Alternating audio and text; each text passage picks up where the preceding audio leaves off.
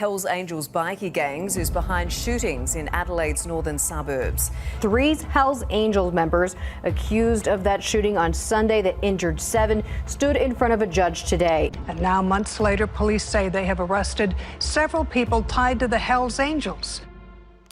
The Hells Angels and Comanchero rivalry is a tale of bloodshed and chaos, where firebombings and brutal airport brawls are just the beginning. In this video, we'll explore the origins of their deadly feud, dissect key violent incidents, and uncover how their vicious war has reshaped biker culture and law enforcement forever. This is the story of danger, violence, and an unending battle for dominance.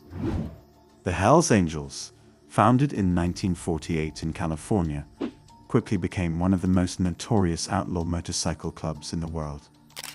Known for their distinctive Winged Death's head logo and leather jackets, the Hells Angels expanded globally, establishing chapters across North America, Europe, and beyond.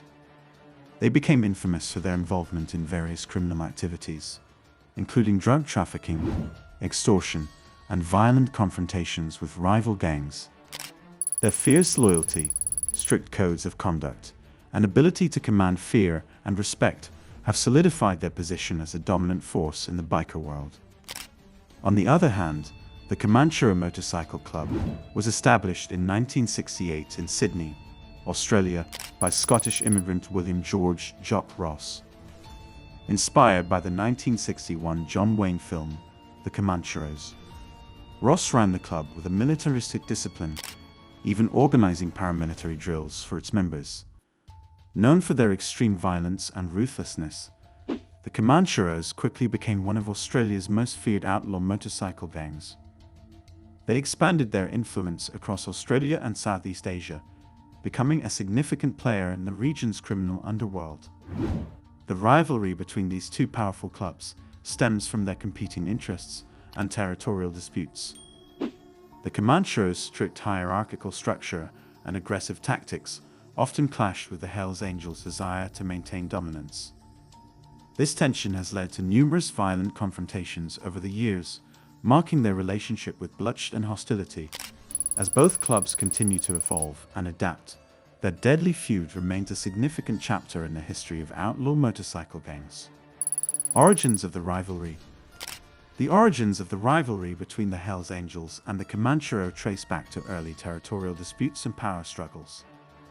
The Hells Angels, already a dominant force in the biker world, viewed the expanding Comanchero as a direct threat to their influence. Initial tensions began brewing as both clubs sought to control lucrative territories and criminal enterprises, especially drug trafficking and extortion. The first major clashes between these two formidable groups set the stage for a prolonged and bloody conflict.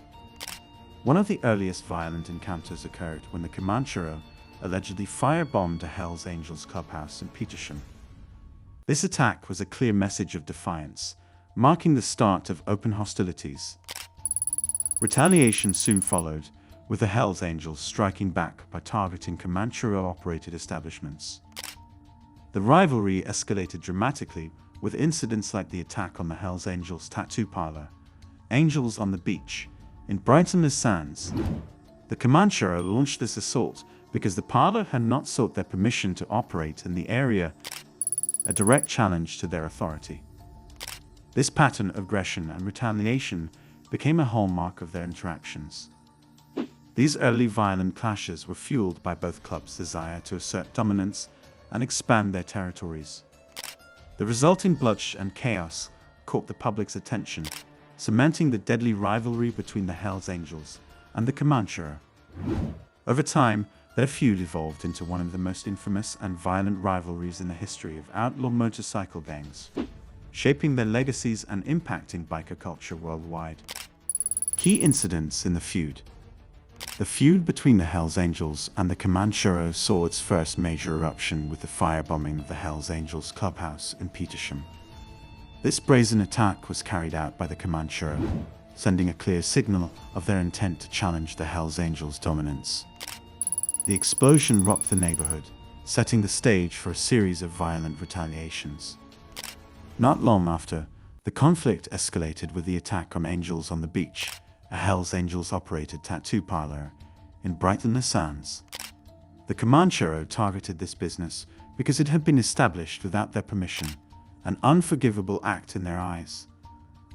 The Comanchero believed that any operation in their territory needed their approval, and this violation warranted a harsh response. The attack was brutal and swift, with shots fired into the tattoo parlor, leaving behind a scene of chaos and fear. This incident further intensified the animosity between the two clubs. The Hells Angels, known for their fierce loyalty and vengeance, were now fully embroiled in a violent and deadly feud. These key incidents marked the beginning of a relentless cycle of aggression and retribution, with each club determined to assert their dominance and retaliate against any perceived slight. The firebombing and the assault on the tattoo parlor became emblematic of the brutal tactics both clubs were willing to employ in their ongoing war. One of the most notorious clashes between the Hells Angels and the Comanchero occurred at Sydney Airport in 2009. This deadly brawl erupted when members of both clubs happened to be on the same flight from Melbourne to Sydney. Tensions were high as they disembarked, leading to an explosive confrontation in the arrivals hall. Witnesses described a scene of chaos, with bikies wielding metal poles and knives. The brawl, which involved over 10 people, ended in the brutal killing of Anthony Zervas, the brother of a Hells Angels member. The violent melee was captured on CCTV, shocking the public and leading to widespread media coverage. To understand the depth of this rivalry, we must briefly mention the Noppera massacre of 1984. This infamous shootout took place at a motorcycle swap meet in Noppera, Sydney, involving the Comanchero and the Bandidos, a group that has split from the Comanchero. Although the Hells Angels were not directly involved, the massacre set a precedent for the level of violence that would later characterize the feud between the Comanchero and the Hells Angels. The gunfight left 7 people dead, including a 14-year-old bystander, and marked a significant escalation in biker gang warfare in Australia. Court cases and legal battles. The murder trial of Anthony Zervas was a pivotal moment in the feud between the Hells Angels and the Comanchero. The court case saw intense scrutiny, with key testimonies revealing the savage nature of the attack. Witnesses recounted how Zervas was beaten with metal poles and stabbed, leading to his tragic death. 10 Comanchero members were charged with his murder, and the trial highlighted the ruthless tactics employed by the gang. Mick Hoy, Comanchero's national president at the time, faced significant legal battles. Hoy, a Lebanese immigrant, rose to power by deposing the club's founder, Jock Ross, and imposing his own brand of leadership. He was directly involved in the violence at Sydney Airport and was initially convicted of murder and affray. However, his murder conviction was later overturned on appeal, leading to a retrial where he pleaded guilty to manslaughter. In 2015, he was sentenced to a minimum of 3.5 years in prison. Despite his legal troubles, Hoy remained a central figure in the Comanchero until his assassination in 2018, which was a stark reminder of the ongoing volatility within the outlaw motorcycle gang world. Impact on public perception and legislation. The media played a significant role in shaping public perceptions of the rivalry between the Hells Angels and the Comanchero. Dramatic headlines and graphic coverage of violent clashes, like the Sydney Airport brawl, portrayed both clubs as dangerous and lawless. This intense scrutiny fueled public fear and outrage, demanding action against bike gangs. In response, legislators and law enforcement agencies implemented stricter laws and policing strategies. Anti-association laws were introduced to curb gang activities, making it illegal for members to gather in public. The police formed specialized task forces to monitor and combat biker gang violence more effectively. These measures aimed to dismantle the power and influence of these clubs, reducing their ability to operate openly and violently. The rivalry between the Hells Angels and the Comanchero had a profound impact on society, prompting significant legal and policy changes to address the threat posed by outlaw motorcycle gangs. Current status and legacy.